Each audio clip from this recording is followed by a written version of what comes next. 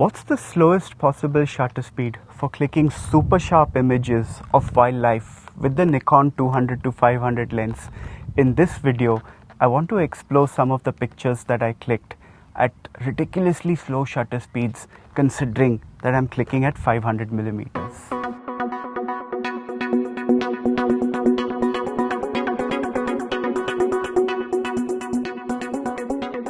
I'm Girish Menon, and I just show up on your screen and start talking about photography. I post new videos all the time, so please subscribe to my channel so that you don't miss out. Last evening, I went to photograph a hyena. Hyenas are nocturnal animals that spend most of their day in their dens underground, and by the time they come out, the sun is about to set or has already set, which means that we generally encounter them in very low light. I set my ISO to 400 and the shutter speed came out to be 1/100th of a second.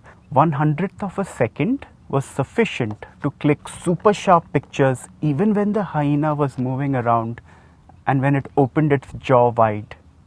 A slow shutter speed can result in a shake, which results in a shaky picture. And also, if the shutter speed is too slow for the speed of action, we are going to get a motion blur. The vibration reduction on this Nikon 200 to 500 lens is pretty spectacular.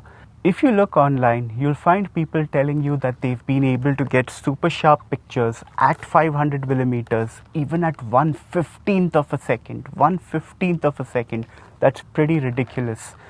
But if the bird or the animal is moving around, slow shutter speeds are going to give us that motion blur. Especially when clicking birds in flight, we often require very fast shutter speeds, such as 1/2000th of a second or 1/4000th of a second. When we are clicking a living creature, even if it is stationary, it's going to have small subtle movements, and slow shutter speeds are going to result in motion blur. Here are some other photographs of birds that I clicked at 1/60th of a second, 1/100th of a second, 1/125th of a second. I clicked these pictures from a shaky boat. I did use a beanbag. A beanbag is one of my most crucial tools when it comes to wildlife photography, especially when photographing from a shaky boat. If you'd like to master wildlife photography, I can teach you everything that you need to know over live one-on-one video calls. During these sessions, I'll show you how to use your camera in the manual mode, and we'll unpack all the crucial settings available on your camera so that you can actually start clicking the pictures that you envision, the pictures that you yearn for. Wildlife photography is a big effort, but more importantly, it's the time that you invest to go out on these safaris and click these pictures. And if you end up with shaky, out of focus, underexposed or overexposed pictures, that can be pretty disappointing, can't it?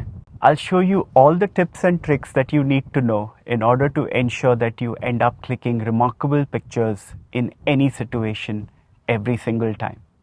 At this point in time, I've taught photography to over 10,000 photography buffs. In addition to these 10,000 awesome individuals, I've also facilitated workshops at schools, colleges, and corporate establishments. I was also a visiting faculty at the University of Mumbai for photography. So now you know more about the vibration reduction on this Nikon 200 to 500 lens, which will help you to click better pictures. I'm Girish Menon. If you haven't subscribed to my channel, please subscribe now. It will help me a great deal. And please have a look at the other videos on wildlife photography that I have for you.